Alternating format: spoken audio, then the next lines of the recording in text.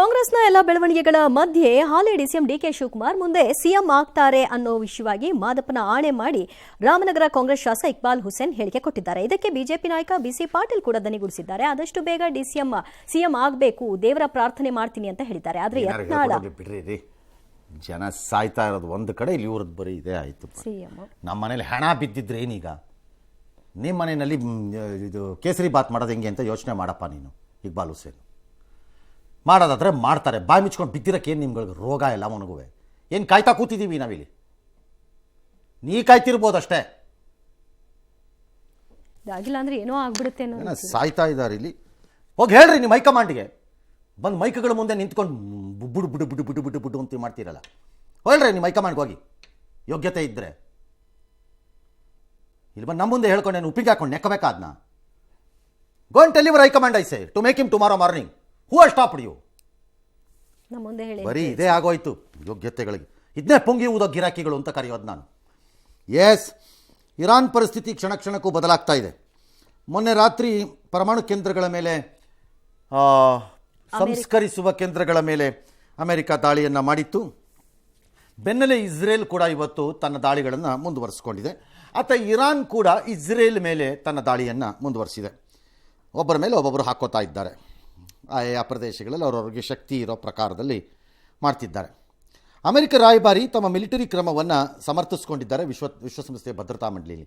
ಆ ವಿಶ್ವಸಂಸ್ಥೆ ಭದ್ರತಾ ಮಂಡಳಿ ಎನ್ನುವಂಥ ಒಂದು ಬೋಗಸ್ ಇದದು ನಾಯಿ ಮರಿ. ಅದು ನನ್ನ ಪ್ರಕಾರದಲ್ಲಿ ಅದಿನ್ನೇನಿಲ್ಲ. ಆ ನಾಯಿ ಮರಿ ಹೆಂಗಿದೆ ಅಂತಂದರೆ, ಆ ವಿಶ್ವಸಂಸ್ಥೆ ಅನ್ನಿಸ್ಕೊಳ್ಳೋದು, ಹೆದರ್ಕೊಳ್ಳೋರಿದ್ರೆ ಬೌ ಬೌ ಬೌ ಬೌ ಬೌ ಅಂತ ಎದುರಿಸ್ಬಿಡುತ್ತೆ ಜೋರ. ಪಾಪ ಅವ್ರು ಓಡ್ಬೇಕು ಎದುರ್ಕೊಂಡು, ಹಿಂಗೆ ನಿಂತ್ಕೊಂಡು ಮಡಿಗೆ ಬಲ ಮುದ್ರಕೊಂಡು ಪುಸ್ ಕೊಯ್ ಕೊಯ್ ಕೊಯ್ ಕೊಯ್ ಅಂತ ಒಳಗೆ ಹೋಗ್ಬಿಡುತ್ತದು. ಅದೇ ವಿಶ್ವಸಂಸ್ಥೆ ಎಂದರೆ. ಇನ್ನೇನಿಲ್ಲ ವಿಶ್ವಸಂಸ್ಥೆ ಅಂದರೆ. One of the most bogus organisations I have seen in the recent ಇಯರ್ಸಲ್ಲಿ. It buckles under the big, threatens the small. ಅಲ್ಲಿ ಅವರು ಒಬ್ರಿಗೊಬ್ರು ಅದು ಮಾತಾಡ್ಕೊಂಡು ಕಾಲ ಕಳೆಯೋ, ಕಾಪಿ ಕುಡ್ಕೊಂಡು ಅಲ್ಲಿ ಕಡಲೆಕಾಯಿ ಬೀಜ ತಿಂತಾರೋ ಇಲ್ವೋ ಗೊತ್ತಿಲ್ಲ, ತಿನ್ಕೊಂಡು ಹೋಗುವಂಥ ಜಾಗ, ಪುಕ್ಕಟ್ಟೆ ಜಾಗ. ಈ ನಮ್ಮ ಕೌನ್ಸಿಲ್ ಇಲ್ವಾ ಒಂದಷ್ಟು ಜನಕ್ಕೆ ಅವಕಾಶ ಮಾಡಿಕೊಡೋಕ್ಕೆ, ಹಾಗೆ ಅದುವೇ ಅಷ್ಟೇ ಬೋಗಸ್ ಅದು. ಇನ್ನು ಅಮೆರಿಕ ಪರಮಾಣು ಶಸ್ತ್ರಾಸ್ತ್ರಗಳ ಸ್ಥಳಾಂತರ ಮಾಡಿಬಿಟ್ಟಿತ್ತು ಇರಾನ್ನು. ಪರಮಾಣು ಶಸ್ತ್ರಾಸ್ತ್ರ ಅಲ್ಲದೆ ಯಾವನ್ರೇ ಅವ್ನು ಬರ್ದವನಿದ್ನಲ್ಲ, ಪರಮಾಣು ಶಸ್ತ್ರಾಸ್ತ್ರ ಅಲ್ಲ, ಆ ಶಸ್ತ್ರಾಸ್ತ್ರ ಆಗೇ ಇಲ್ಲ ಅವ್ರಿಗೆ. ಸಂಸ್ಕರಿಸಿರುವ ಇಂಧನ ಅದು, ಯುರೇನಿಯಮಲ್ಲಿ. ಈ ಟ್ರಕ್ಗಳು ಹೊರಗೋಗ್ತಿರೋದು ಬರಗೋಗ್ತಿರೋದಲ್ಲ ಒಂದಷ್ಟು ಚಿತ್ರಗಳು ಸಿಕ್ಕಿದೆ, ಹಂಗಾಗಿ ಮಾಡಿದ್ದಾರೆ. ಇರ್ಬೋದು, they might have moved the ಮೆಟೀರಿಯಲ್ಸನ್ನು ಔಟ್ ಆಫ್ ದಿ ರಿಯಾಕ್ಟರ್ ಫೆಸಿಲಿಟೀಸಿಂದ. ಸೊ ಈಗ ವಿಕಿರಣ ಯಾವುದು ಸೋರಿಕೆ ಆಗಿಲ್ಲ ಅಲ್ಲಿ. ಇನ್ನೊಂದು ಕಡೆ ರಷ್ಯಾ ಅಧ್ಯಕ್ಷ ಪುಟಿನ್ ಅವರ ಆಪ್ತ ಸಹಾಯಕ ಡಿಮಿಟ್ರಿ ಮೆಡೆವೆವ್ ಟ್ರಂಪ್ ಮತ್ತೊಂದು ಯುದ್ಧವನ್ನು ಪ್ರಾರಂಭಿಸುತ್ತಿದ್ದಾರೆ. ನೀವೇನು ಕಡಿದು ಕೊಮಟೆ ಹಾಕಿರೋದು? ನೀವೇನು ಕೊಮಟೆ ಹಾಕಿದ್ದು? ಇದು ಉಕ್ರೇನ್ದು ಅಲ್ಲ, ಅದು ಯುದ್ಧ ಅಲ್ಲ, ಅದೇನು ಫ್ರೀಡಮ್ ಸ್ಟ್ರಗಲ್. ಅದು ಅವ್ರು ಮಾಡಿದ್ರೆ ಸರಿ, ಬೇರೆಯವ್ರು ಮಾಡಿದ್ರೆ ಮಾತ್ರ ಪ್ರಶ್ನೆ. ಇರಾನ್ಗೆ ತಮ್ಮ ಪರಮಾಣು ಶಸ್ತ್ರಾಸ್ತ್ರಗಳನ್ನು ಅನೇಕ ದೇಶಗಳಿವೆ ಅಂತ ಎಚ್ಚರಿಕೆ. ಇವನು ಬುರುಡಾಗಿರಾಕಿನೇ ಇವನು ಇಕ್ಬಾಲ್ ಹುಸೇನೆ. ಡಿ ಕೆ ಮೆಚ್ಚಕ್ಕೆ ಬಾಯಿಗೆ ಬಂದಂಗೆ ಮಾತಾಡ್ತಾರಲ್ಲ ಮೈಕ್ ಮುಂದೆ ನಿಂತ್ಕೊಂಡು. ಡೆಲ್ಲಿಗೆ ಹೋಗ್ಬಿಟ್ಟು ಹೇಳ್ಬಾ ಅಂತಂದ್ರೆ ಇಲ್ಲಿ ಮೈಕ್ ಮುಂದೆ ನಿಂತ್ಕೊಂಡು ಮಾತಾಡೋದು ಇಕ್ಬಾಲ್ ಹುಸೇನ್. ಇಲ್ಲಿಂದನೇ ಕೇಳಿಸ್ಕೊಳ್ಳಿ. ಇದು ಡಿ ಕೆ ಕೇಳ್ಸಕ್ಕದು, ಹೈಕಮಾಂಡ್ಗಲ್ಲ ಅದು. ಹಂಗೆ ಇವರು ಪುಟಿನ್ ಕೇಳ್ಸಕ್ಕೆ ಮಾತಾಡೋದು. ಇದು NPT ಸೈನ್ ಮಾಡಿರುವಂಥ ನಾನ್ ಪ್ರೊಲಿಫಿಕೇಶನ್ ಟ್ರೀಟಿ ಒಳಗಡೆ ಇರುವಂಥ ಯಾವ ದೇಶ ಇನ್ನೊಂದು ದೇಶಕ್ಕೆ ಕೊಟ್ಬಿಡ್ತಾರಂತೆ ಶಸ್ತ್ರಾಸ್ತ್ರನ, ಅನ್ಲೆಸ್ ಅಕ್ರಮವಾಗಿ ಕೊಟ್ಟರೆ, ಗುಪ್ತವಾಗಿ. ಅದು ಕೊಟ್ಟರೆ ರಷ್ಯಾನೇ ಕೊಡಬೇಕು. ಹಂಗಾರೆ ಯಾರು ಕೊಟ್ಬಿಡ್ತಾರೆ? ಇಂಡಿಯಾ ಕೊಟ್ಬಿಡ್ತಾರಾ? ಕೊಟ್ಟರೆ ಪಾಕಿಸ್ತಾನ ಕೊಡಬೇಕು. ಅವ್ರನ್ನೊಬ್ಬರು ನಾನು ನಂಬಲ್ಲ, ನಂಗೆ ಗೊತ್ತಿಲ್ಲ ಅವ್ರು ಏನು ಮಾಡ್ತಾರೆ ಅಂತ. ಅವರಂಥ ಕಚಡಾಗ್ಲಿ ಇನ್ನೊಬ್ಬರಿಲ್ಲ. ಇನ್ಯಾರು? ಅಮೆರಿಕ ಕೊಡಬೇಕು. ಇನ್ಯಾರು ಕೊಡಬೇಕು? ಬ್ರಿಟನ್ ಕೊಡಬೇಕು, ಫ್ರೆಂಚ್ ಕೊಡಬೇಕು. ಯಾರು ಕೊಡ್ತಾರೆ? ಸುಮ್ಮನೆ ಇನ್ನು ಎಲ್ಲ ಮಾತುಕತೆ ನಡೀತಿದೆ, ನೋಡೋಣ ಏನಾಗತ್ತೆ ಅಂತ. ಎಸ್, ಇನ್ನು ಮಧ್ಯಪ್ರಾಚ್ಯದಲ್ಲಿ ಜಾಗತಿಕ ಉದ್ವಿಗ್ನತೆ ಭುಗಿಲೆದಿದೆ. ಇದೆಲ್ಲ ಅದೇ ಬಂತಲ್ಲ, ಅಲ್ಲಿ ಯುರೇನಿಯಂ ಅನ್ನ ಮೂವ್ ಮಾಡಿದ್ದಾರೆ. ಸ್ಯಾಟಲೈಟ್ ಪಿಕ್ಚರ್ಸ್ ಎಲ್ಲ ಇದನ್ನ ಯಾವುದನ್ನ ಎನ್ರಿಚ್ಡ್ ಯುರೇನಿಯಂ ಅನ್ನು ಮೂವ್ ಮಾಡಿದ್ದಾರೆ. U232 ಮೂವ್ ಮಾಡಿದ್ದಾರೆ ಅಂತ. ಯುರೇನಿಯಮನ್ನು ಒಂದು ಓರಾಗಿ ಅದಿರಾಗಿ ತೆಗೆದಾಗ ಅದು ಪರಮಾಣು ಅಸ್ತ್ರಕ್ಕೆ ಸರಿ ಹೊಂದುವಂತಹ ಗುಣಲಕ್ಷಣಗಳನ್ನು ರಾಸಾಯನಿಕವಾಗಿ ಹೊಂದಿರಲ್ಲ. ಓಕೆ. ಹೊಂದಿರಲ್ಲ. ಬಹಳ ಲೋ ಇದರಲ್ಲಿರುತ್ತೆ ಪರ್ಸೆಂಟೇಜಲ್ಲಿ ಅದರದ್ದು. ಓಕೆ. ಅದಕ್ಕೆ ಅದನ್ನು ತೆಗೆದ ನಂತರ ಹಲವಾರು ಕಾಂಪ್ಲೆಕ್ಸ್ ಅತ್ಯಂತ ಸಂಕೀರ್ಣವಾಗಿರುವಂತಹ 10 ಮೆಥಡಾಲಜಿಗಳ ಮೇಲೆ ಮಾಡಿ ಮಾಡಿ ಮಾಡಿ ಈ ಯುರೇನಿಯಮ್ಮನ್ನು ಇಂಧನವಾಗಲು, ಅಂದರೆ ಪರಮಾಣು ಕೇಂದ್ರಗಳಲ್ಲಿ ಶಕ್ತಿಯನ್ನು, ವಿದ್ಯುತ್ತನ್ನು ಉತ್ಪಾದನೆ ಮಾಡಲಿಕ್ಕೆ, ನಂತರ ಮುಂದಕ್ಕೆ ತಗೊಂಡೋಗಿ ಪರಮಾಣು ಅಸ್ತ್ರವನ್ನು ಮಾಡಲು ಬೇಕಾದಷ್ಟು ಪ್ಯೂರ್ ಮಾಡ್ಕೊಳ್ಳೋದೇ enrichment of uranium. Enrichment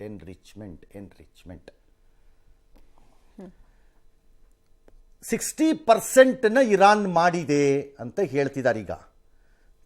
very very high, ಅಂದರೆ ಬಹಳ ಕ್ಲೋಸ್ಗೆ ಬರ್ತಾ ಇದ್ದಾರೆ ಪರಮಾಣು ಅಸ್ತ್ರಕ್ಕೆ ಒಂದು ಮಾಡಕ್ಕೆ. ಅರೌಂಡ್ 95+ ಬೇಕೇ ಬೇಕು ಅವ್ರಿಗೆ ಅದನ್ನು ಮಾಡೋಕ್ಕೆ ಹತ್ರ ಬರ್ತಿದ್ದಾರೆ ಅನ್ನೋದು ಸುದ್ದಿ.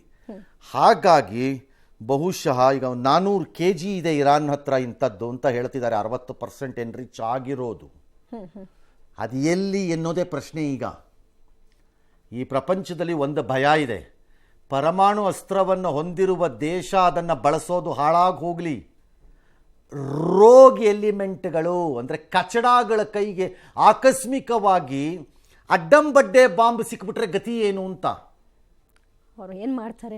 ಎಸ್. ಇನ್ನು ಮಧ್ಯಪ್ರಾಚ್ಯದಲ್ಲಿ ಜಾಗತಿಕ ಉದ್ವಿಗ್ನತೆ ಭುಗಿಲೆದ್ದಿದೆ. ಇರಾನ್ ಅಮೆರಿಕ ನಡುವೆ ಭುಗಿಲೆದ್ದಿರುವ ಸಂಘರ್ಷದಿಂದ ಇರಾನ್ ಹರ್ಮುಜ್ ಜಲಸಂಧಿ ಮುಚ್ಚುವ ಬೆದರಿಕೆಯನ್ನು ಹಾಕ್ತಾ ಇದೆ. ಈ ನಿರ್ಧಾರದಿಂದ ಇದೀಗ ಜಾಗತಿಕ ತೈಲ ಪೂರೈಕೆಯ ಸರಪಳಿಗೂ ಕೂಡ ದೊಡ್ಡ ಆಘಾತ ಎದುರಾಗಿದೆ. ಇದರಿಂದಾಗಿ ಭಾರತಕ್ಕೂ ದೊಡ್ಡ ಹಣಕಾಸು ಹೊಡೆತ ಉಂಟಾಗುವ ಸಾಧ್ಯತೆ ಎದ್ದು ಕಾಣಿಸ್ತಿದೆ. ಆಲ್ರೈಟ್, ಯುರೇನಿಯಂ ಎನ್ರಿಚ್ಮೆಂಟ್ ಅಂತ ಅದನ್ನು ಸರಳವಾಗಿ ನಾನು ಅದನ್ನ ಎಷ್ಟೇ ಹೇಳಿದ್ದೀನಿ. It's A two complicated process. ಅದು ಅಷ್ಟು ಈಸಿ ಅಲ್ಲ. ಅದು ನಮ್ಗಳಿಗೆಲ್ಲ ಅರ್ಥವಾಗಿ ನಾವು ಅದನ್ನು ಅರ್ಗಿಸ್ ಕೂತ್ಕೊಂಡು ಅದನ್ನು DK ಶಿವಕುಮಾರ್ ಸಿದ್ದರಾಮಯ್ಯ ಕಥೆನೇ ಅಲ್ವಲ್ಲ. ಕಂಡು ಅವನೆಲ್ಲ ಭಾಷಣ ಬಿಗಿಯೋಣ ಅದಕ್ಕೆ ಬೇಕಾರೆ ಅನ್ನಕ್ಕೆ ಅದು ಹಂಗಲ್ಲ. ಅದು ಸರಳವಾಗಿ ಹೇಳ್ಬೋದು ಅಂದರೆ ಅಷ್ಟೇ ಹೇಳ್ಬೋದು. What is uranium enrichment? Enrich ಮಾಡ್ತಾ ಇದ್ದಾರೆ. ಅಯ್ಯೋ, ಭೂಮಿಯಿಂದ ತೆಗೆದಿದ್ದು ಇನ್ನೇನು ಎನ್ರಿಚ್ ಮಾಡೋದು ಅಂದರೆ ದಿಸ್ ಇಸ್ ದಿ ಎನ್ರಿಚ್ಮೆಂಟ್. ಅದು ಇರಲ್ಲ ಆ ಪರಿಸ್ಥಿತಿಲಿ. ಅಲ್ಲಿಂದ ಅದನ್ನು ಶುದ್ಧೀಕರಿಸಿ ಅಂತ ಇಟ್ಕೊಳ್ಳೋಣ ಅದರ ಪ್ರಾಸೆಸ್ಗೆ. ಮಧ್ಯಪ್ರಾಚ್ಯದಲ್ಲಿ ಈಗ ಏನು ಹೇಳ್ತಿದ್ರೆ ಹಾರ್ಮುಜ್ ಇದನ್ನು ಕ್ಲೋಸ್ ಮಾಡ್ತಾರೆ, ಮುಚ್ಚಕ್ಕಾಗಲ್ಲ ಅಂತ ನನ್ನ ವಾದ. Because the strait of Hormuz does not belong to Iran. ಆ ಭಾಗ ಏನಿದೆ ಜಲಸಂಧಿ, ಅದು ಇರಾನ್ನ ಆಸ್ತಿ ಅಲ್ಲ, ಅದು ಅಂತಾರಾಷ್ಟ್ರೀಯ ಆಸ್ತಿ. For example, Suez canal is owned, ಒಂದು ದೇಶದ ಮಾಲೀಕತ್ವದಲ್ಲಿದೆ ಅದು. ಅಮೆರಿಕ ನಿರ್ಮಿಸಿದ್ದರೂ ಇನ್ನೊಂದು ದೇಶದ ಮಾಲೀಕತ್ವದಲ್ಲಿದೆ ಅದೀಗ. ಅದು ಇದು ಇವ್ರದ್ದಲ್ಲ, ಇಂಟರ್ನ್ಯಾಷನಲ್ ವಾಟರ್ ಟ್ರೀಟಿ ಮತ್ತು ಬಿಸ್ನೆಸ್ ಇದರಲ್ಲಿ ಇರುವಂಥ ಟ್ರೀಟಿನಲ್ಲಿ ಇರೋದು. ಇದು ಅವ್ರದ್ದಲ್ಲ, ಇದು ಜಾಗ ಇವ್ರದ್ದು ಅಲ್ಲ. ಕೆಳಗಡೆಗೆ ಬಂದರೆ ದಿ ಗಲ್ಫ್ ಆಫ್ ಒಮಾನ್ ಇದೆ, ಒಮಾನ್ದು ಅಲ್ಲ ಅದು. ಬಟ್ ಮಾಡಬಹುದು ಇರಾನ್, ಮಾಡೋಕ್ಕಾಗಲ್ಲ ಅಂತ ನಾನು ಹೇಳಿಲ್ಲ. ತರಲೇನ ತನ್ನ ನೇವಲ್ ಅಸೆಟ್ಸನ್ನು, ನೌಕಾದಳವನ್ನು ತೆಗೆದುಕೊಂಡು ಬಂದು ಅಲ್ಲಿ ಕಿರಿಕ್ ಮಾಡ್ಬೋದು ಬೇಕಿದ್ರೆ.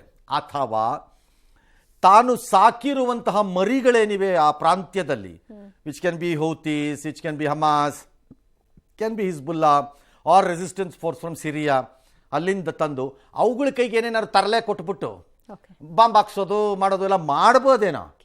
ಬಟ್ ಮಾಡಿದ್ರೆ ಇರಾನ್ಗೂ ಕಷ್ಟ ಇದೆ. ಇರಾನಿನ 80% ಆಯಿಲ್ಲು ಅಲ್ಲೇ ಮೂವ್ ಆಗಬೇಕು. ಏನು ಬರೀ ನಮ್ಮೊಬ್ಬರದೇ ಅಲ್ಲ ಇದು. ಹಾಗಾಗಿ ಇದರ ವೇರಿಯಸ್ ಕಾಂಪ್ಲಿಕೇಶನ್ಸ್ ಇದೆ. ಬಾಗ್ಲಾಕ್ಬಿಡ್ತಾನೆ, ಅದೇನು ಬಾಗ್ಲಾಕ್ಬಿಡಕ್ಕೆ, ಅದೇನು ನಮ್ಮ ಮನೆಯದ್ದು ಡೋರೆ 3 ಅಡಿ ಬೈ 3 ಅಡಿ ಹಿಂಗೆ ಅಂದ್ಬಿಡಕ್ಕೆ ಹಂಗೆಲ್ಲ ಆಗಲ್ಲ. It's a very important passage. ಒಪ್ಕೋತೀರಿ, ಪ್ರಪಂಚಕ್ಕೂ ಹೋದೆ, ನಮಗೂ ಹೋದೆ, ನಮ್ಮ ದೇಶಕ್ಕೂ ಹೋದೆ.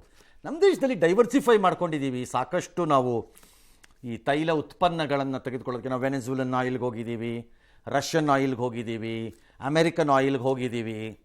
ನಾವು ಬರೀ ಅಲ್ಲೇ ಮಧ್ಯಪ್ರಾಚ್ಯ ಆ ಜಾಗದಿಂದಾನೇ ತೊಗೋತಾ ಇದ್ದೀವಿ ಅನ್ನೋ ಸ್ಟೇಜಲ್ಲಿ ಏನಿಲ್ಲ ಮೊದಲಿನ ಥರ. ಎರಡನೇದು, ನಮ್ಮ ದೇಶದಲ್ಲಿ ಒಂದು 90 ದಿನದಿಂದ 100 ದಿನಕ್ಕಾಗುವಷ್ಟು ತೈಲವನ್ನು ನಾವು ಸ್ಟೋರ್ ಮಾಡ್ಕೊಳ್ಳೋದ್ರಲ್ಲೂ ಶಕ್ತಿಯನ್ನು ಸಂಪಾದನೆ ಮಾಡ್ಕೊಂಡಿದ್ದೀವಿ. ಅದನ್ನು ಜಾಸ್ತಿ ಮಾಡಬೇಕು ಅಂತ ಹೇಳ್ತಿದ್ದಾರೆ. ಮಾಡ್ತಾರೋ ಇಲ್ವೋ ಗೊತ್ತಿಲ್ಲ. ಎಸ್.